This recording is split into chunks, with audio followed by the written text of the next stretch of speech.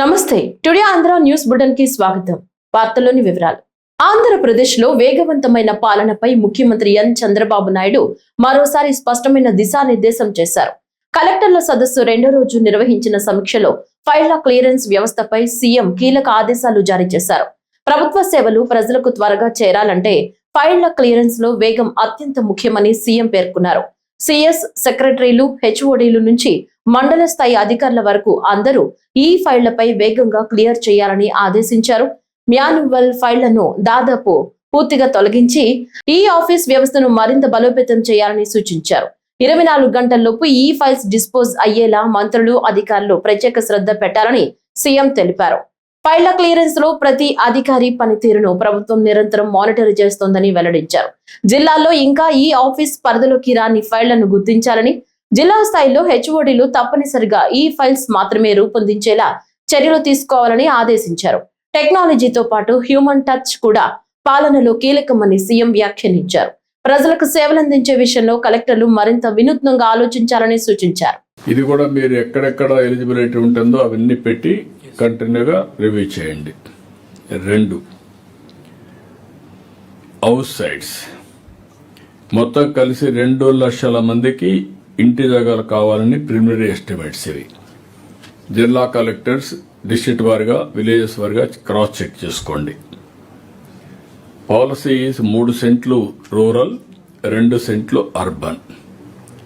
అయితే కొంతమంది existing layouts, ఇక్కడ కొంతమంది మేము ఇక్కడే ఉంటాం, లేఅవుట్ ఉంది అన్న వాళ్ళకి అక్కడే ఇచ్చేసేయండి. అదే ఎలిజిబిలిటీ, అదే లేఅవుట్లో కన్ఫర్మ్ చేయండి.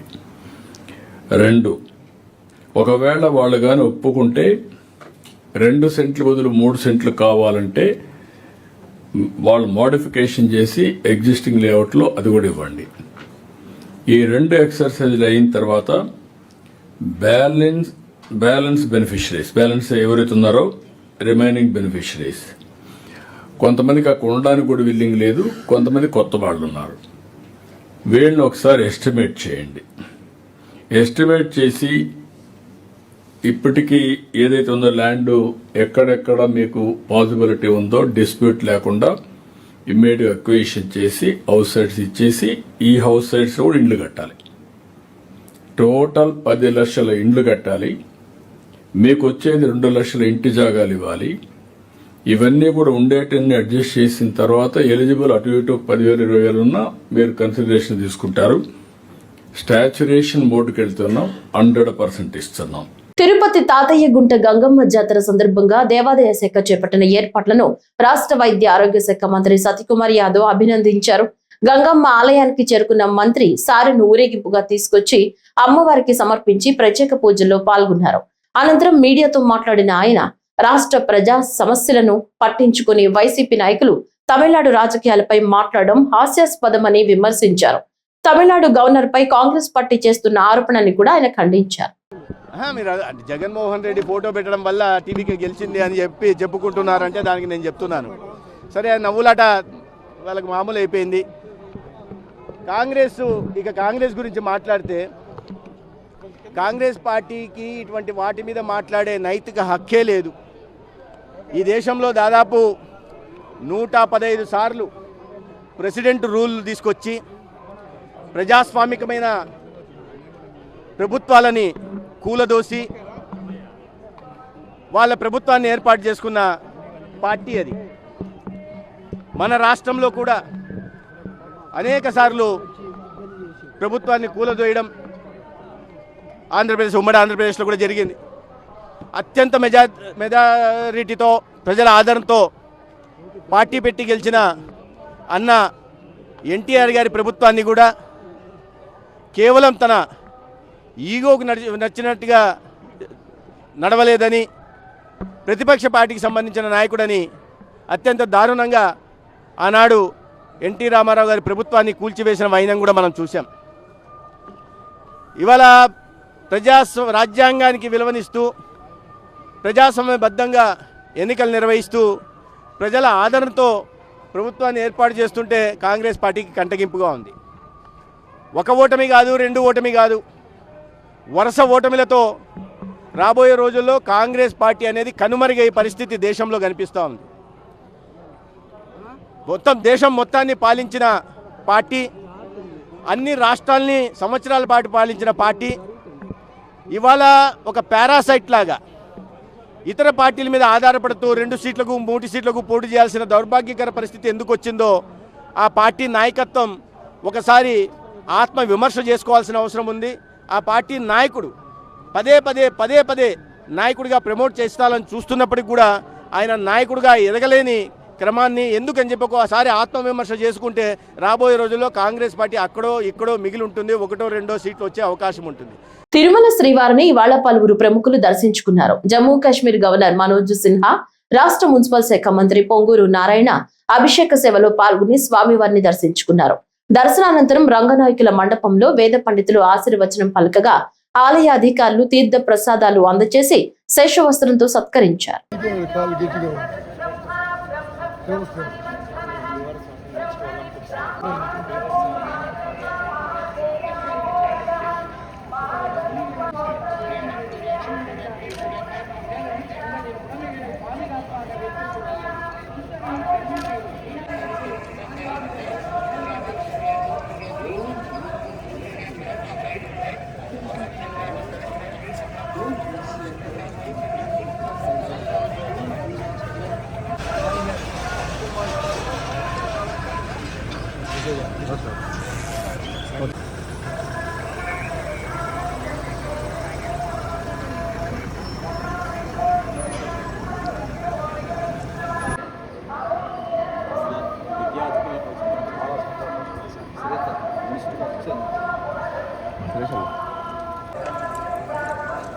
సురేష్ జరుగు వెనకన్నారా వెనక ఉన్నా గురు మాట్లాడదియా నువ్వు పిలిచినప్పుడా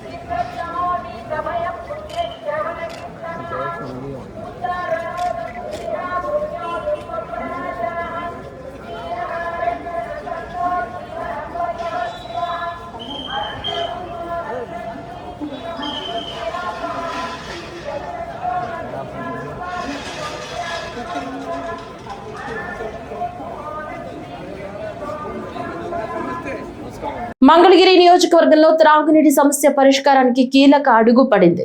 రాష్ట్ర మంత్రి నారా లోకేష్ చొరవతో 393 కోట్లకు పైగా వ్యయంతో చేపట్టనున్న ప్రతిష్టాత్మక డ్రింకింగ్ వాటర్ సప్లై ప్రాజెక్టుకు తాడేపల్లి సలాం సెంటర్ లో శంకుస్థాపన జరిగింది.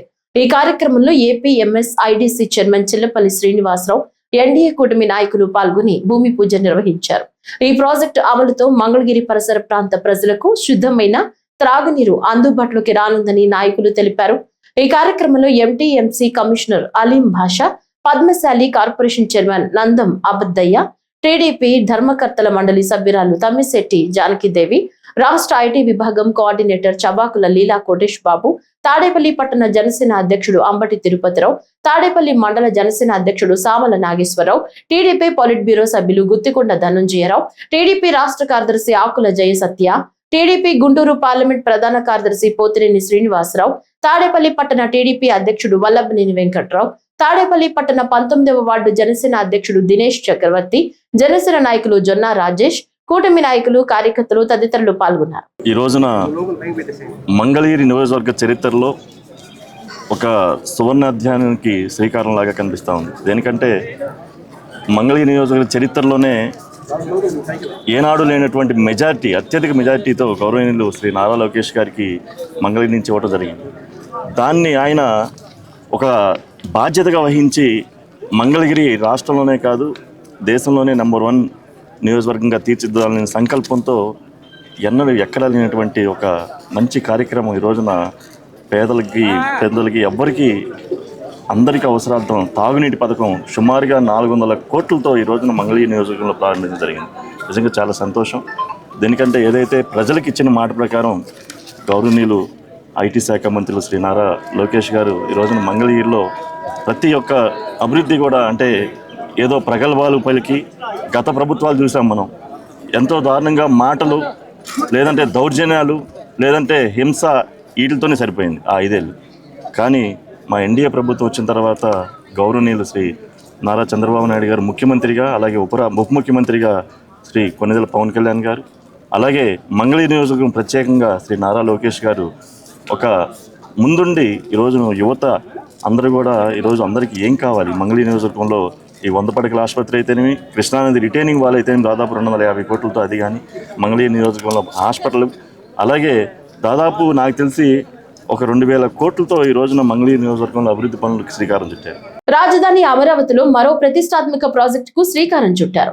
గుంటూరు జిల్లా తాడికొండ నియోజకవర్గంలోని లింగాయపాలెంలో 200 కోట్ల వ్యయంతో నిర్మించనున్న courtyard by Marriott forum star deluxe hotel ప్రాజెక్టుకు భూమి పూజ నిర్వహించారు.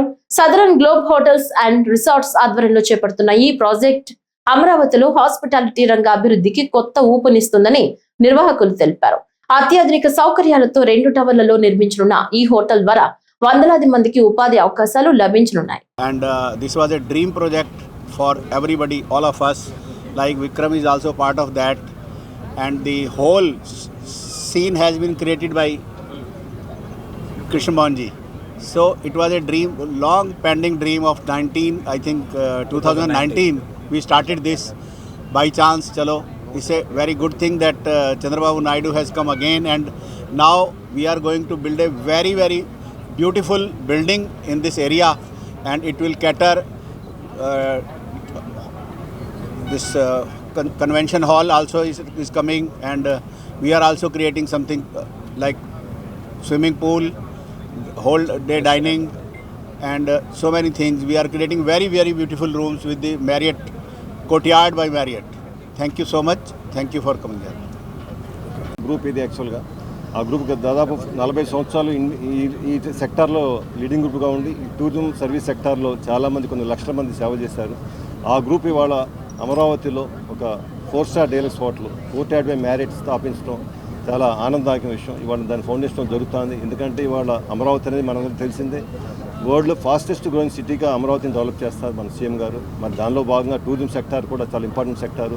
టూరిజం సెక్టార్లో ఎంప్లాయ్మెంట్ జనరేషన్ కూడా బాగా జరుగుతుంది. కాబట్టి మరి ఈ సెక్టార్లో మరి ఈ ఎస్టాబ్లిష్డ్ బ్రాండ్ అయిన సదరన్ ట్రావెల్స్ వాళ్ళు ఈరోజు ఈ హోటల్ స్టార్ట్ చేయడం ఉంది చాలా మంచి శుభపరిణామాన్ని భావిస్తాను. Thank you. Doctor BR Ambedkar Konaseema జిల్లాలోని అమలాపురంలో ఎస్ మార్కెటెక్ గ్లోబల్ సొల్యూషన్స్ సంస్థ ప్రథమ వార్షికోత్సవ వేడుకలు ఘనంగా నిర్వహించారు. ప్రజలు వ్యాపారవేత్తల విశ్వాసాన్ని సంపాదిస్తూ అంతర్జాతీయ స్థాయిలో సేవలను విస్తరిస్తున్న ఈ సంస్థ తొలి వార్షికోత్సవాన్ని శ్రేయోభిలాషులు, ప్రముఖులు, ఉద్యోగుల సమక్షంలో ఆనందోత్సాహాల మధ్య జరుపుకుంది. ఈ సందర్భంగా సంస్థ భవిష్యత్ విస్తరణ ప్రణాళికలను కంపెనీ సీఈఓ సాదే సుమంత్ వెల్లడించారు. ప్రముఖ వైద్యులు కార్యం రవితేజ, ట్రాఫిక్ ఎస్ఐ యేసుబాబు తదితరులు పాల్గొని సంస్థ మరింత అభివృద్ధి చెందాలని ఆకాంక్షించారు.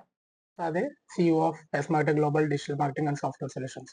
సో ఈరోజు నేను ముందుకి మా యొక్క ప్రథమ వార్షికోత్సవ ఈవెంట్ని పురస్కరించుకొని నేను కొన్ని విషయాలు పంచుకోవాలని డిసైడ్ అయ్యాను. సో ఫస్ట్లీ మా వ్యాపారోన్నతికి కృషి చేసిన ప్రతి ఒక్క క్లయింట్కి, కస్టమర్కి నా హృదయపూర్వక ధన్యవాదాలు చెప్తున్నాను. సో ఎందుకంటే ఈ 1 సంవత్సరంలో నేను ఎన్నో నేర్చుకున్నాను, ఎన్నో తెలుసుకున్నాను. సో చాలామందిని కలిశాను. సో ఎన్నో కొత్త కొత్త అనుభవాలను నేను పంచుకున్నాను. సో ఇవన్నిటికీ కూడా నాకు మంచి ఎక్స్పీరియన్స్ ఉన్నాయి, అలానే చెడు ఎక్స్పీరియన్స్ కూడా ఉన్నాయి. సో ఈ యొక్క ఎంటైర్ 1 ఇయర్ ఎక్స్పీరియన్స్ని నేను ఒక లెసన్లా తీసుకొని సో సెకండ్ ఇయర్లోకి అడుగు పెడుతున్నాం. అండ్ అలానే సో ఈ వ్యాపారం అంటే యాక్చువల్లీ ఈ బిజినెస్ నేను స్టార్ట్ చేయడానికి ఇనిషియేట్ చేసినప్పటి నుండి నన్ను ప్రోత్సహిస్తూ, నన్ను ఎంకరేజ్ చేస్తూ సో ఈరోజు 1 ఇయర్ కంప్లీట్ చేసుకొని ఈ పొజిషన్కి వచ్చాము అంటే దానికి కారణం ముందుగా నా ఫ్యామిలీ అండ్ లేటర్ ఆన్ నా ఫ్రెండ్స్ అండ్ అలానే నా వెల్ విషర్స్. సో వాళ్ళందరికీ కూడా నేను ప్రత్యేకమైన ధన్యవాదాలు తెలుపుతున్నాను. అండ్ మరి ముఖ్యంగా so S market global digital marketing and software solutions అనేసరికి సో చాలా మందికి ఏంటంటే కొన్ని అంటే అపోహలు, లేకపోతే కొన్ని అంటే ఇంకా మా సర్వీసెస్ గురించి కొంత అవగాహన లోపం ఉందని నేను భావిస్తాను. సో దాన్ని ఇంకొంచెం క్లియర్గా జనాల్లోకి సో తీసుకెళ్ళాలి, పెంట్రేట్ చేయాలి అండ్ ఇంకా ఎఫెక్టివ్గా దీని గురించి అవేర్నెస్ క్రియేట్ చేయాలి. సో ఇలాంటి మంచి మంచి ఎయిమ్స్ అండ్ మోటోతో నేను ఈ సెకండ్ ఇయర్ ప్రణాళికని సిద్ధం చేస్తున్నాను. సో దాని గురించి మరిన్ని విషయాలు నేను మీడియా మిత్రులతో పంచుకుంటాను.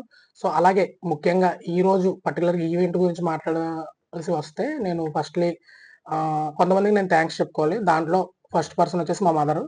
సో మా మదర్ లేకపోతే ఎస్ఎంఎఫ్ గ్లోబల్ అనేదే లేదు. సో మా మదర్కి నేను ప్రత్యేకమైన ధన్యవాదాలు తెలుపుకుంటున్నాను.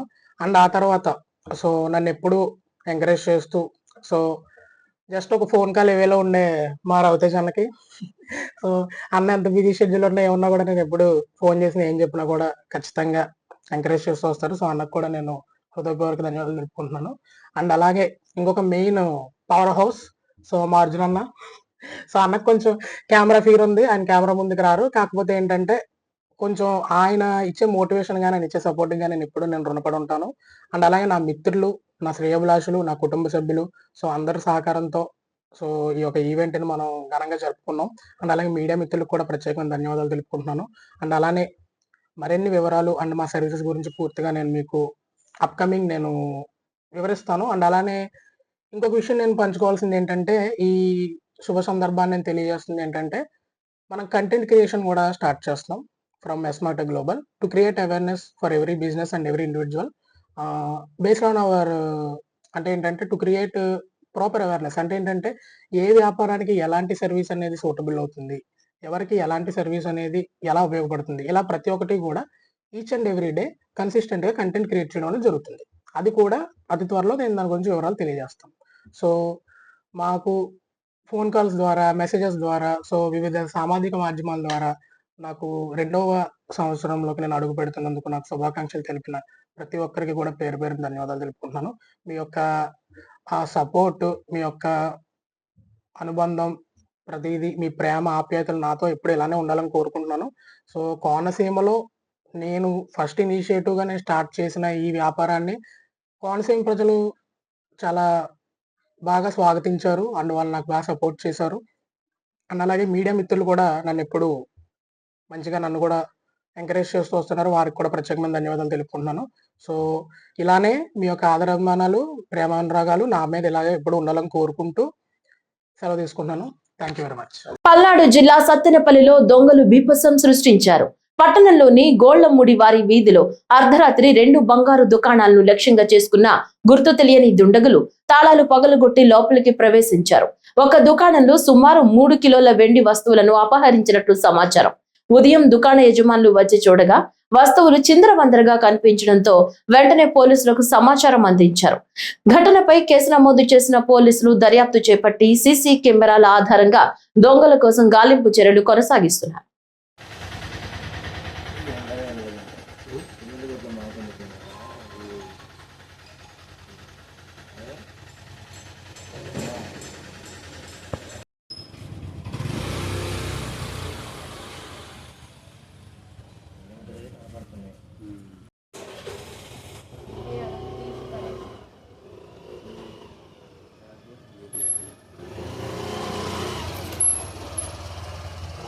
గుంటూరు ప్రభుత్వ సమగ్ర ఆసుపత్రి మరో అరుదైన ఘనతను సొంతం చేసుకుంది.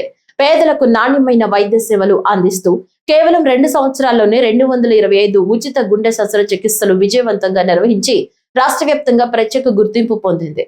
ఓపెన్ హార్ట్ సర్జరీల నిర్వహణలో నగరంలోని అగ్రస్థానంలో నిలిచిన జీజీహెచ్ ఎన్టీఆర్ వైద్య సేవ పథకం కింద పేదలకు ఉచితంగా గుండె వాల్వ్ ఆపరేషన్లు నిర్వహిస్తోంది. గత సంవత్సరం 100 గుండె శస్త్రచికిత్సలు చేయగా ఈ ఏడాది ఆ సంఖ్య 125కు చేరినట్లు జీజీహెచ్ సూపరింటెండెంట్ రమణ తెలిపారు. గుండె వైద్య నిపుణులు, మత్తు వైద్యులు, సిబ్బంది సమిష్టి కృషితో పేదలకు మెరుగైన వైద్య సేవలు అందిస్తున్నామన్నారు. అలాగే వాస్క్యులర్, కిడ్నీ, జనరల్ సర్జరీలను కూడా ఉచితంగా నిర్వహిస్తూ రోగులకు నూతన జీవితం అందిస్తున్నట్లు వెల్లడించారు. ఎన్టీఆర్ వైద్య సేవలో 125 ఓపెన్ హార్ట్ సర్జరీస్ చేశారు. వాటిలో సింహభాగం బైపాస్ సర్జరీలు. ఇవాళ మనం ముందు ఒక 3 పేషెంట్స్ ఇక్కడ కూర్చోబెట్టాం కూడా, వాళ్ళు చక్కగా ఉన్నారు. ఇది ఒక గవర్నమెంట్ జనరల్ హాస్పిటల్ సెటప్లో ఇంత మంచిగా ₹1 ఖర్చు లేకుండా అన్ని సౌకర్యాలతో అంటే ఐసీయూ సౌకర్యాలతో బైపాస్ సర్జరీ అయిన తర్వాత మీకు తెలుసు పోస్ట్ ఆపరేటివ్ కేర్ కూడా చాలా ఇంపార్టెంట్.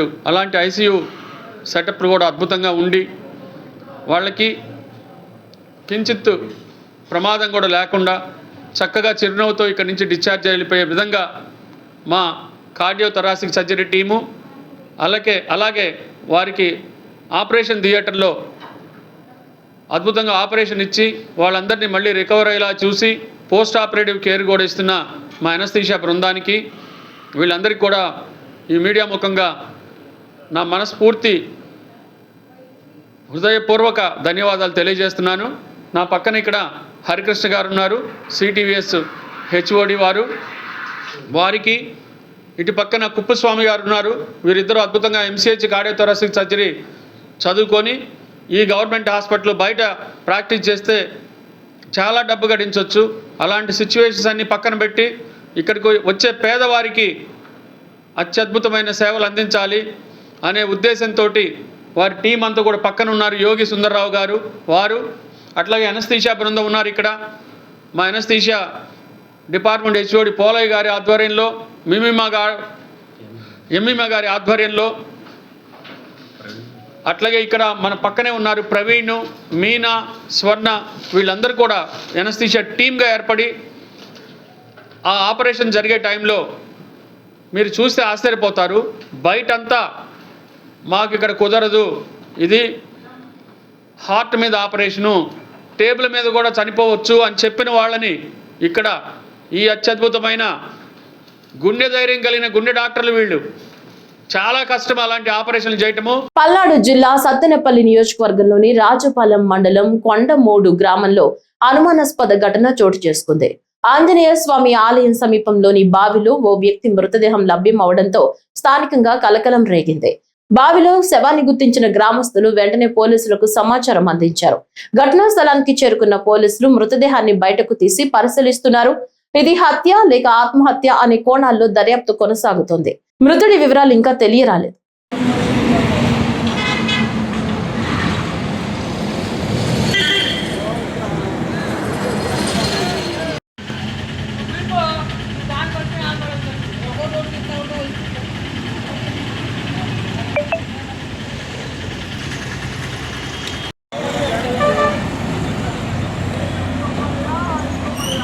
కడపలో రైల్వే ఉద్యోగాల పేరుతో భారీ మోసం వెలుగులోకి వచ్చింది.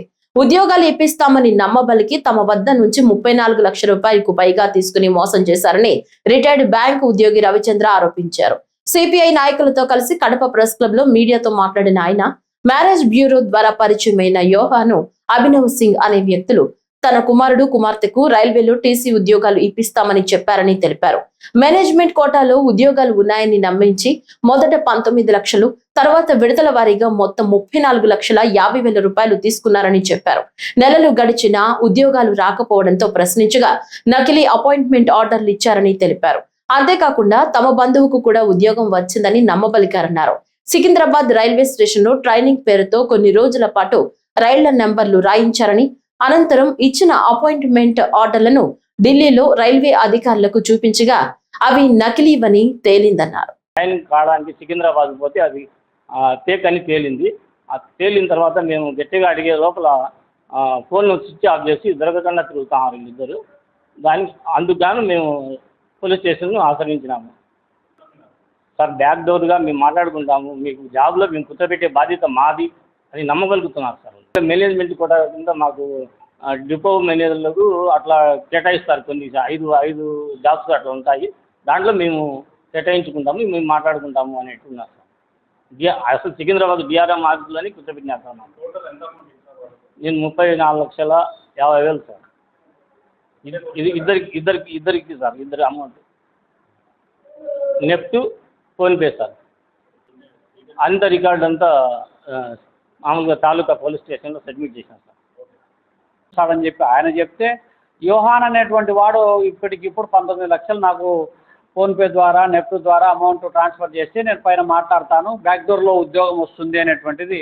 ఆర్ఆర్బీలో ఉద్యోగం అంటే రైల్వే రిక్రూట్మెంట్ ద్వారా ఎగ్జామ్ ఉంటుంది, ఇంటర్వ్యూలు ఉంటాయి, ఒక ప్రొసీజర్ ఉంటుంది కదా అని చెప్పి వీళ్ళు అనుమానం వ్యక్తం చేస్తే, ఇవేమీ అవసరం లేకుండానే మాకు పలుకుబడి ఉంది. ఆ పలుకుబడి ద్వారా మీకు ఉద్యోగాలు ఇప్పించేటువంటి బాధ్యత మేము తీసుకుంటామని చెప్పి యోహాన్ అనేటువంటి వ్యక్తి కడప నగరంలో రమేష్ థియేటర్ ఆపోజిట్ సందులో నివాసం ఉంటున్నటువంటి ఫ్యామిలీ, వాళ్ళ అమ్మా నాయన ఎస్పీ ఆఫీసులో హోంగార్డులుగా పనిచేస్తున్నారు. అతను వీళ్ళ దగ్గర డబ్బులు తీసుకొని తర్వాత గట్టిగా ఒత్తిడి చేస్తే మాకు అపాయింట్మెంట్ ఆర్డరు లేదు, ఏమీ లేదు, మీకు డబ్బులు ఇచ్చినాము, మాకు ఇంతవరకు ఎలాంటి చర్యలు లేదని అంటే దానికి వాళ్ళ కొంతమంది అపాయింట్మెంట్ లెటర్లు కూడా క్రియేట్ చేసి ఫేక్ అపాయింట్మెంట్ లెటర్లను తయారు చేసి ఈయనకు చూపించడము, పైగా వాళ్ళ అక్క కుమారి అనే ఆమె అలియాస్ వాణి అనే ఆమె పేరుతో కూడా ఒక అపాయింట్మెంట్ లెటర్ సొంతం మా అక్కకే నేను అపాయింట్మెంట్ లెటర్ కూడా ఇప్పించిన చూడు అనేటువంటిది, ఆమె కూడా నాకు అపాయింట్మెంట్ లెటర్ ఉంది అని చెప్పి ఆమె కూడా నమ్మబలికి, ఇదంతా జరిగిన తర్వాత అపాయింట్మెంట్ లెటర్లతో పాటు ఒక 3 మాసాల పాటు సికింద్రాబాద్ రైల్వే స్టేషన్లో ట్రైనింగ్ ఇప్పించడము, అక్కడ మాకు ట్రైనింగ్ సెంటర్ లాగా అంత పక్కా స్కెచ్ లాగా ఆడ ట్రైనింగ్ ఇప్పించడం, తర్వాత ఢిల్లీలో రైల్వే హాస్పిటల్లో మెడికల్ టెస్టులు కూడా చేయించడము, మెడికల్ సెలెక్ట్ అయినావని చెప్పి చెప్పడము, అంటే ఈ కింద నుంచి గల్లీ నుంచి ఢిల్లీ వరకు ఒక పక్కా స్కామ్ లాగా ఇది నడిపించారు. విడిచిపోయేటువంటి ప్రమాదం ఉంది, దేశం విడిచిపోయేటువంటి ప్రమాదం ఉంది. కాబట్టి ఇమ్మీడియట్గా ఎవరైతే రొడ్డా యోహాను వాళ్ళ సిస్టరు కుమారిని, అదేవిధంగా ఇతను అభినవ్ సింగ్ అనేటువంటి ఓ సూత్రధారి, దానికి ఆజ్యం పోసినటువంటి ఎం శ్రీనివాసులు అనేటువంటి వ్యక్తిని, ఈ నలుగురిని అరెస్టు చేయాలి. వీళ్ళ మధ్య జరిగినటువంటి ట్రాన్సాక్షన్స్తో పాటు దీని వెనక నుండి నడిపిస్తున్నటువంటి అడ్వకేటుకు సంబంధించినటువంటి ట్రాన్సాక్షన్స్ కూడా ఆరా తీయాల్సినటువంటి అవసరం, బాధ్యత ఉందని చెప్పి భారత కమ్యూనిస్ట్ పార్టీ డిమాండ్ చేస్తా ఉన్నాం.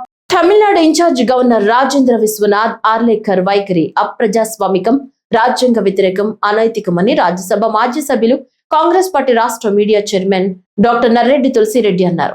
శుక్రవారం వేపల్లిలో మీడియా సమావేశంలో మాట్లాడుతూ తమిళనాడు గవర్నర్ బీజేపీ చేతిలో కీలు బొమ్మగా వ్యవహరిస్తున్నారని, ప్రజాస్వామ్యాన్ని ఖూనీ చేస్తున్నారని విరుచుకుపడ్డారు. బల నిరూపణ కావాల్సింది అసెంబ్లీలో అని, గవర్నర్ బంగ్లాలో కాదని ధ్వజమెత్తారు. రాజ్యాంగంలో 164 అధికరణ ప్రకారంగానైనా, గతంలో జరిగిన అనేక సందర్భాల పరంగానైనా, సుప్రీంకోర్టు తీర్పుల ప్రకారంగానైనా, సర్కారియా కమిషన్ తదితర కమిషన్ల నివేదికల ప్రకారంగానైనా శాసనసభలో ఏకైక అతిపెద్ద పార్టీ నాయకుడైన విజయ్ ను గవర్నర్ తక్షణమే ముఖ్యమంత్రిగా ఆహ్వానించి శాసనసభ విశ్వాసం చూరగొనే అవకాశం ఇవ్వాలని తులసిరెడ్డి అన్నారు. తమిళనాడు ఇన్ఛార్జి గవర్నర్ రాజేంద్ర విశ్వనాథ్ ఆర్లేకర్ గారి వైఖరి ఇది రాజ్యాంగ వ్యతిరేకం, అప్రజాస్వామికం, అనైతికం. ఆయన బీజేపీ చేతిలో కీలుబొమ్మగా వ్యవహరిస్తున్నారు.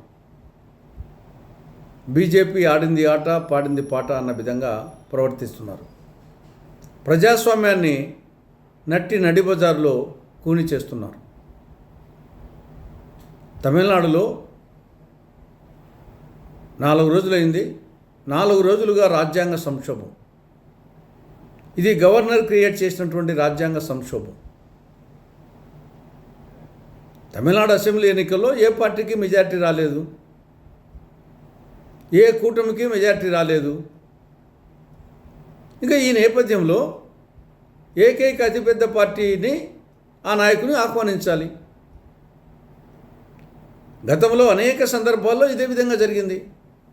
1996 లోక్సభ ఎన్నికల్లో ఆనాడు బీజేపీ ఏకైక అతిపెద్ద పార్టీగా అవతరించింది. ఆ పార్టీ నాయకుని వాజ్పేయి గారిని ప్రధానమంత్రిగా ఆహ్వానించడం జరిగింది. అదేవిధంగా అసెంబ్లీ ఎన్నికల్లో 2013లో ఢిల్లీ అసెంబ్లీ ఎన్నికల్లో, 2018లో కర్ణాటక అసెంబ్లీ ఎన్నికల్లో, 2019లో మహారాష్ట్ర ఎన్నికల్లో ఇదే విధంగా జరిగింది. కానీ ఇక్కడ కూడా ఏకైక అతిపెద్ద పార్టీగా అవతరించింది టీవీకే పార్టీ. కాబట్టి ఆ పార్టీ నాయకుని ఆహ్వానించాలి. బల నిరూపణ కావాల్సింది గవర్నర్ బంగ్లాలో కాదు, అసెంబ్లీ భవనంలో. కాబట్టి ఇప్పటికైనా ఏమాత్రం ఆలస్యం చేయకుండా తమిళనాడు ఇన్ఛార్జి గవర్నర్ టీవీకే నేత అయినటువంటి విజయన్ను ముఖ్యమంత్రిగా ప్రమాణ స్వీకారం చేయాలని ఆహ్వానించాలని, తగిన సమయం ఇచ్చి అసెంబ్లీలో బల నిరూపించుకోవాలని ఆదేశించాలని కాంగ్రెస్ పార్టీ విజ్ఞప్తి చేస్తూ ఉంది. రాజంపేట మండలం వెంకట రాజంపేట వద్ద లారీ కారు ఢీకొన్న రోడ్డు ప్రమాదంలో ఒకరు మృతి చెందగా 6 మంది గాయపడ్డారు. కడప జిల్లా రాజంపేట మండలం వెంకట రాజంపేట వద్ద శుక్రవారం రోడ్డు ప్రమాదం జరిగింది. ఎదురెదురుగా వస్తున్న కారు లారీ ఢీకొన్న ఘటనలో కారులో మొత్తం 7 మంది ప్రయాణికులు సుబ్బమ్మ అనే మహిళ మృతి చెందింది. ఓబులవారిపల్లి మండలం నుంచి రాజంపేటకు కారులో వస్తుండగా ఈ ఘటన చోటు చేసుకుంది. ఈ ఘటన జరిగిన సమయంలో కాసేపు రోడ్డుపై ట్రాఫిక్ స్తంభించగా పోలీసులు అప్రమత్తమై క్లియర్ చేశారు. క్షతగాత్రులకు రాజంపేట ప్రభుత్వ ఆసుపత్రిలో చికిత్స అందించారు. ఈ మేరకు రాజంపేట రూరల్ పోలీసులు కేసు నమోదు చేసి దర్యాప్తు చేస్తున్నారు.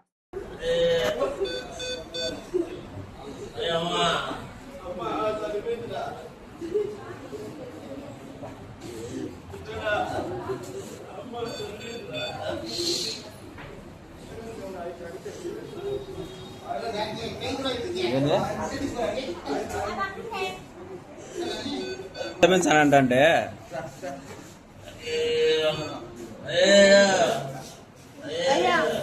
నరసింహయ్య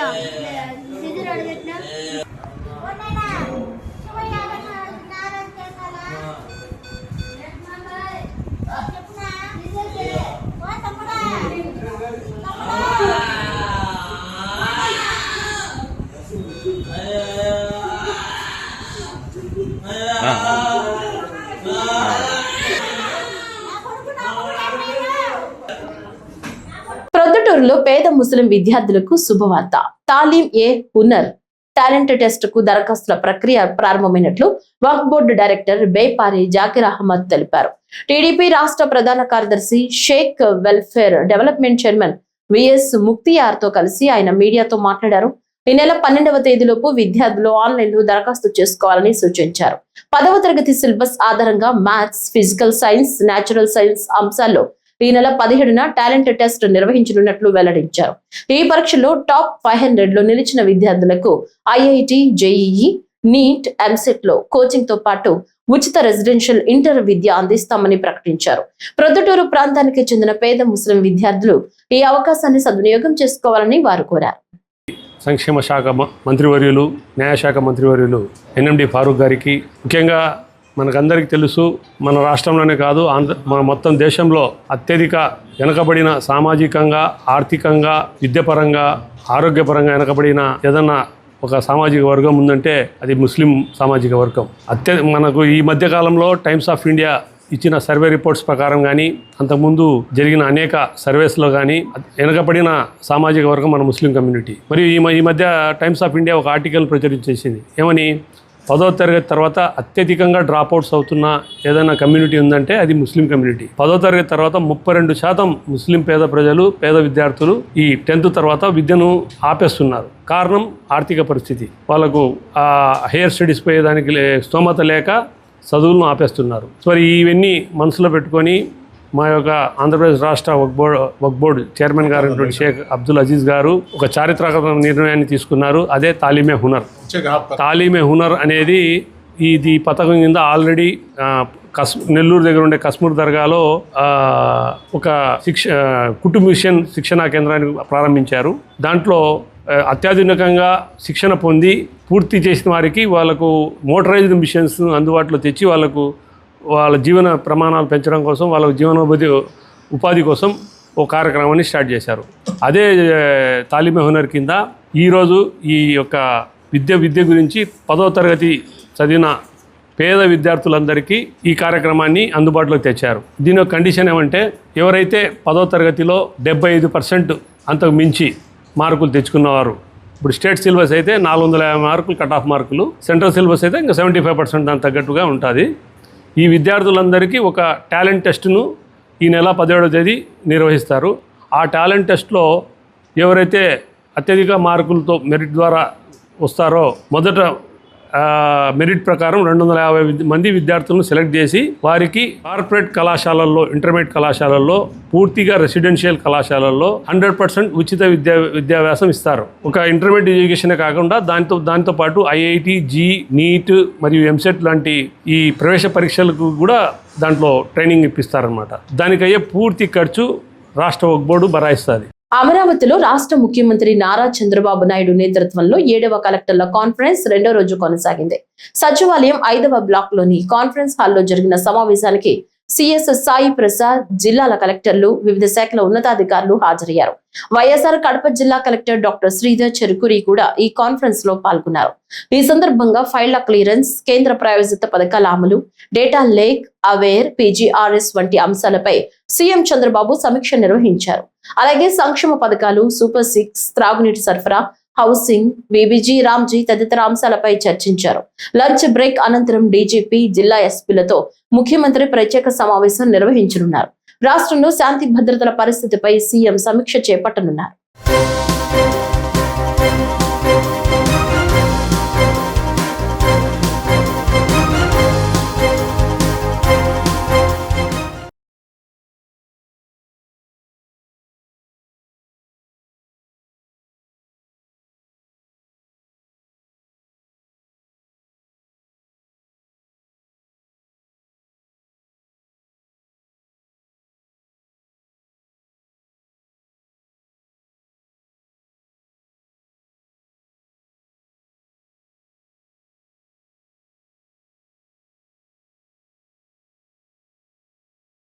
కేంద్ర ఎన్నికల సంఘం తీరుపై కాంగ్రెస్ పార్టీ రాష్ట్ర ప్రధాన కార్యదర్శి పఠాన్ మహమ్మద్ అలీ ఖాన్ తీవ్ర విమర్శలు గుప్పించారు. కడపలో నిర్వహించిన విలేకరుల సమావేశంలో ఆయన మాట్లాడుతూ, దేశంలో ప్రస్తుతం ఓడిన భారతీయ జనతా పార్టీని గెలిచినట్లుగా చూపిస్తూ ప్రభుత్వాలు ఏర్పాటు చేస్తున్నారని ఆరోపించారు. 2014 ముందు ఎన్నికల్లో గెలిచిన పార్టీలకే ప్రభుత్వం ఏర్పాటుకు అవకాశం ఉండేదని, కానీ ఆ తర్వాత ప్రజాస్వామ్య వ్యవస్థను బీజేపీ దెబ్బతీసిందని విమర్శించారు. కేంద్ర ఎన్నికల సంఘాన్ని బీజేపీ తన గుప్పెట్లో పెట్టుకుని ఓట్ల తొలగింపు, లెక్కింపుల్లో అక్రమాలకు పాల్పడుతోందని ఆరోపించారు. పశ్చిమ బెంగాల్, అస్సాం రాష్ట్రాల్లో జరిగిన ఎన్నికల్లో భారీ అవకతవకలు జరిగాయని, ప్రజాస్వామ్యబద్ధంగా ఎన్నికలు జరగలేదన్నారు. ప్రధాని నరేంద్ర మోడీ, హోంమంత్రి అమిత్ షా దేశంలో నియంతృత్వ పాలన కొనసాగిస్తున్నారని విమర్శించారు. ఓటరు తీర్పుతో ప్రభుత్వాలు ఏర్పాటయ్యాయి. అయితే 2014 సంవత్సరం తర్వాత భారతదేశంలో దౌర్భాగ్యపు పరిస్థితులు దాపురించాయి. దౌర్భాగ్యపు ప్రధానమంత్రి, మత విద్వేష పాలకుడు నరేంద్ర మోడీ ప్రధానమంత్రి అయ్యి సారథ్యంలోని ప్రభుత్వం, అలాగే హోంమంత్రి అమిత్ షాగా మంత్రిత్వ బాధ్యతలు చేపట్టిన తర్వాత ఎన్నికలను పూర్తిగా అపహాస్యం పాలు చేశారు. ఎన్నికలను పూర్తిగా పక్షపాతం చేశారు. కేంద్ర ఎన్నికల సంఘాన్ని తమ భారతీయ జనతా పార్టీ ఎన్నికల విభాగంగా మార్చారు. కాంగ్రెస్ పార్టీ దీన్ని పూర్తిగా ఖండిస్తోంది. ఎన్నికలను కేంద్ర ఎన్నికల సంఘం chief election commissioner Gyanesh Kumar Gupta నిష్పక్షపాతంగా, న్యాయంగా ఓటరు తీర్పును ప్రతిబింబించే విధంగా నిర్వహించాల్సిన ఎన్నికల ఫలితాలు, ఎన్నికల ఓట్ల లెక్కింపును కేవలం భారతీయ జనతా పార్టీకి అనుకూలంగా మలచి ఓట్ల యంత్రాన్ని, ఈవీఎంను బీజేపీ వైపుకు తిప్పి ఎన్నికలను పూర్తిగా అపహాస్యం చేస్తూ ఓడిన భ్రష్టు జనతా పార్టీగా మారిన భారతీయ జనతా పార్టీ గెలిచినట్టు ధృవీకరణ పత్రాలు ఇవ్వడం, ఇది జరుగుతూ వస్తున్న అత్యంత పాశవికమైన ఎన్నికల ప్రక్రియ, ఓట్ల లెక్కింపు క్రతువు. కాంగ్రెస్ పార్టీ దీన్ని తీవ్రంగా ఖండిస్తోంది. ఇదివరకే రాహుల్ గాంధీ లోక్సభ ప్రతిపక్ష నేత ఎన్నో మార్లు కర్ణాటక రాష్ట్ర శాసనసభకు జరిగిన ఎన్నికల్లో కానీ, హర్యానా రాష్ట్రానికి జరిగిన ఎన్నికల్లో కానీ, మధ్యప్రదేశ్ రాష్ట్రానికి జరిగిన ఎన్నికల్లో కానీ, ఛత్తీస్గఢ్, అస్సాం గతంలో జరిగిన ఎన్నికల్లో కానీ భారతీయ జనతా పార్టీ ఎన్నికల్లో ఓట్ల దొంగతనానికి, ఓట్ల గందరగోళానికి, ఎన్నికల ఫలితాలను తారుమారు చేసి బీజేపీ గెలిచినట్లు ప్రకటింపజేసుకోవడం, అందుకు కేంద్ర ఎన్నికల సంఘం వంత పాడటం, ఇవన్నీ చేస్తూ ప్రజాస్వామ్యాన్ని కూనీ చేస్తుంది భారతీయ జనతా పార్టీ. కమలాపురం నియోజకవర్గంలోని వల్లూరు మండలంలో ప్రజా సమస్యల పరిష్కారానికి ఎమ్మెల్యే పుత్తా కృష్ణ చైతన్యరెడ్డి ప్రత్యేక దృష్టి సారించారు. తెలుగుదేశం పార్టీ కార్యాలయంలో నిర్వహించిన ప్రజా దర్బార్ కార్యక్రమంలో ప్రజల నుంచి నేరుగా అర్జీలు స్వీకరించారు ఎమ్మెల్యే. ఈ సందర్భంగా వివిధ సమస్యలను ప్రజలు ఎమ్మెల్యే దృష్టికి తీసుకురాగా వాటిని త్వరితగతిన పరిష్కరించాలని సంబంధిత అధికారులకు ఆదేశాలు జారీ చేశారు. కార్యక్రమంలో మండలంలోని అన్ని శాఖల అధికారులు, సచివాలయ సిబ్బంది, టీడీపీ నాయకులు పాల్గొన్నారు.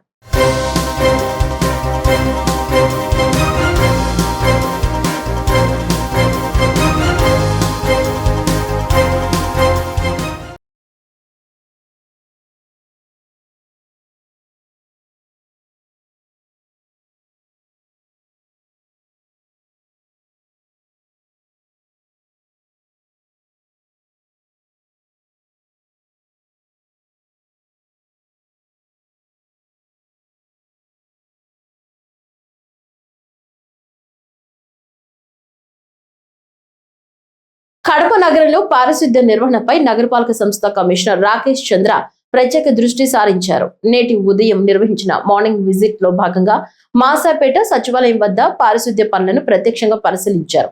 పరిసరాల పరిశుభ్రత, చెత్త సేకరణ, శానిటేషన్ నిర్వహణపై అధికారులకు పలు సూచనలు చేశారు. అనంతరం నగర శివార్లోని ఉక్కాయిపల్లి, వినాయక నగర్, జిటిఎస్ ప్రాంతాల్లో క్షేత్రస్థాయి పర్యటన నిర్వహించిన కమిషనర్ ఘన వ్యర్థాల నిర్వహణలో మరింత మెరుగైన చర్యలు చేపట్టాలని అధికారులను ఆదేశించారు.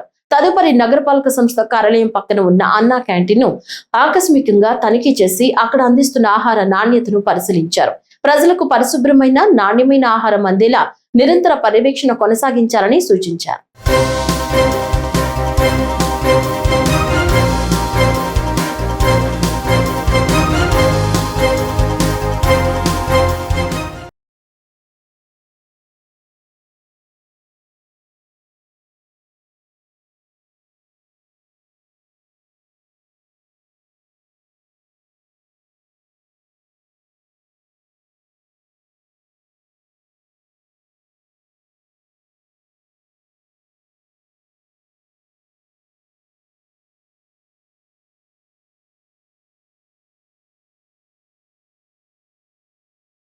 సిమెంట్, స్టీల్ ధరల భారీ పెంపుపై సిపిఐ జిల్లా కార్యదర్శి గాలి చంద్ర తీవ్ర ఆందోళన వ్యక్తం చేశారు.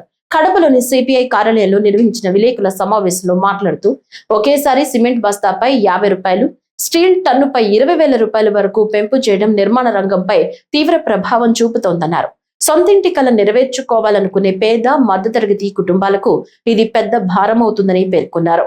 రాయలసీమ ప్రాంతంలో లభ్యమయ్యే నాపరాయి ఆధారంగా ఏర్పడిన సిమెంట్ పరిశ్రమలకు రైతులు భూములిచ్చినా స్థానిక యువతకు తగిన ఉద్యోగ అవకాశాలు కల్పించడం లేదని విమర్శించారు.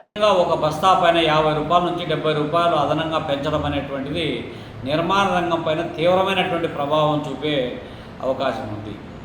ఇది ఇట్లుంటే మురిగే నక్క మీద తాటిపండు పడినట్లు ఈ స్టీల్ సెక్టార్కు సంబంధించి కూడా ఒక టన్ను పైన 20,000 రూపాయలు ఏకకాలంలో పెంచడం అంటే ఇది సామాన్య పేద మధ్యతరగతి కుటుంబాల మీద ఎంత ప్రభావం చూపుతుందో మనం అర్థం చేసుకోవచ్చు. స్టీల్కు సంబంధించినటువంటి ఇంటర్నేషనల్ మార్కెట్, ఇంకొకటి ఇక్కడ ఉన్నటువంటి డొమెస్టిక్ వ్యవస్థ, దీని ప్రభావం పక్కన పెడితే సిమెంట్ ఇండస్ట్రీస్కు సంబంధించినటువంటిది జిల్లా రాష్ట్రంలో ఉన్నటువంటిది, అందులో రాయలసీమలో ఉన్నటువంటి ప్రాంతం ఎక్కువ భాగం. మన కడప జిల్లాలోనే దాదాపు భారతీయ సిమెంట్ ఫ్యాక్టరీ కావచ్చు, జువారి కావచ్చు, ఐసీఎల్ కావచ్చు, దాల్మియా కావచ్చు, ఇవన్నీ కూడా జిల్లాలో కావలసినంత ముడి సరుకు వాడుకుండ్రి, నీళ్లు వాడుకుండ్రి, కరెంటు వాడుకుండ్రి, అన్నీ ఈ జిల్లాలో ఉన్నటువంటి వనరులు అన్నీ వాడుకుంటారు. కార్మికులు కూడా దినసరి కూలీల కంటే అధ్వానంగా కాంట్రాక్ట్ లేబర్ను పెట్టి ఇష్టారాజ్యంగా వాడుకుంటారు. అన్నీ వాడుకొని ఎలాంటి పొల్యూషన్ను కంట్రోల్ చేయడానికి కావలసినటువంటి పర్యావరణ హితాన్ని కాపాడుకునేటువంటి చర్యలు ఏ విధంగా చేయకుండా ఇష్టారాజ్యంగా ప్రజలకు అనారోగ్యాన్ని మిగిల్చి వచ్చిన ఆదాయం మాత్రము ఫ్యాక్టరీ యాజమాన్యాలు కొల్లగొడతా ఉన్నటువంటి వైనాన్ని మనం చూస్తున్నాం. ఎందుకు పెంచారు 50 రూపాయలు అదనంగా ఒక మూట పైన? ఏమన్నా దానికి సంబంధించినటువంటి నీళ్ళ రేటు పెరిగిందా, కరెంటు రేటు పెరిగిందా, లేదు లైమ్ స్టోన్ యొక్క కాస్ట్ పెరిగిందా? పోనీ జీతభత్యాల పెంపు అబ్నార్మల్గా ఏమన్నా పెంచబడిందా? ఇవేవి ఒక అశాస్త్రీయమైనటువంటి పెరుగుదల, ఇష్టారాజ్యం సిమెంటు పరిశ్రమల దోపిడీకి అడ్డు అదుపు లేకుండా పోతా ఉంది. ఒకప్పుడు సిమెంటు పరిశ్రమ ఏర్పాటు అవుతుందంటే దాంట్లో 1000-1500 మంది పనిచేస్తారు, ఆ చుట్టుపక్కల ఉన్నటువంటి భూములు కోల్పోయిన వాళ్ళందరికీ ఉద్యోగ ఉపాధి అవకాశాలు దొరుకుతాయనేటువంటి ఆలోచనకు భిన్నంగా ఇవాళ జర్మన్ టెక్నాలజీ అని ఒకడంటాడు, ఇంకొక టెక్నాలజీ అని ఒకడంటాడు. ఈ టెక్నాలజీ పేరుతో కార్మికులు లేకుండా, మనుషులు లేకుండా, మరమనుషులను పెట్టుకొని మెకనైజేషన్ పేరుతో సిమెంటును ఉత్పత్తి చేసుకొని అమ్ముకొని సొమ్ము చేసుకునేటువంటి యాజమాన్యాలుగా మారిపోతున్నాయి తప్ప ఎక్కడే కానీ పరిశ్రమల వల్ల ఈ ప్రాంతానికి కానీ, ఈ భూములు కోల్పోయినటువంటి వాళ్ళకు కానీ, నిరుద్యోగ యువతకు కానీ ఎలాంటి ఉపయోగం లేనటువంటి పద్ధతులు తయారవుతూ ఉన్నాయి. అనేక పర్యాలు ఎర్రగుంటకు సంబంధించినటువంటి అయ్యా మాకు దుమ్మంతా నిండిపోతూ ఉంది, మా ఆరోగ్యం దెబ్బతింటా ఉంది, శ్వాసకోశ వ్యాధులు వస్తున్నాయి, క్యాన్సర్ బారిన పడుతున్నామని చెప్పి అనేక సందర్భాల్లో చెప్తా ఉన్నప్పటికీ కూడా ఎక్కడే కానీ ఒక హాస్పిటల్ ఏర్పాటు చేయడం కానీ, లేకపోతే గ్రీనరీని పెంచడం కానీ, చెట్లు పెంచడం కానీ, పర్యావరణాన్ని కాపాడడానికి ఎలాంటి ఒక్క సిఎస్ఆర్ ఫండ్స్ను కూడా ఖర్చు చేస్తా ఉన్నట్లు కనపడదు. కానీ ఇవాళ ఇబ్బడి ముబ్బడికి ఇష్టారాజ్యంగా పెంచుకుంటా పోతా అంటే ప్రభుత్వ నియంత్రణ ఏమవుతా ఉంది? మీరు సంచిపైన ఎంత మామూలు వసూలు చేస్తున్నారు. కాబట్టి మీ సంచులను, మీ జోబులు నింపడం కోసం సంచుల మీద ఇష్టారాజ్యంగా పెంచుకుంటా పోతే అది సామాన్యుల మీద తీవ్ర ప్రభావం చూపుతుంది. కాబట్టి వెంటనే ఈ సిమెంటు పరిశ్రమల దోపిడీని అరికట్టాలని చెప్పి భారత కమ్యూనిస్ట్ పార్టీ డిమాండ్ చేస్తూ ఉన్నాం. అట్లా కాని పక్షంలో ప్రత్యక్ష ఉద్యమ కార్యాచరణ ప్రకటిస్తామని చెప్పి కూడా హెచ్చరిస్తూ ఉన్నాం. ఈ వార్తలు ఇంతటితో సమాప్తం. నమస్కారం.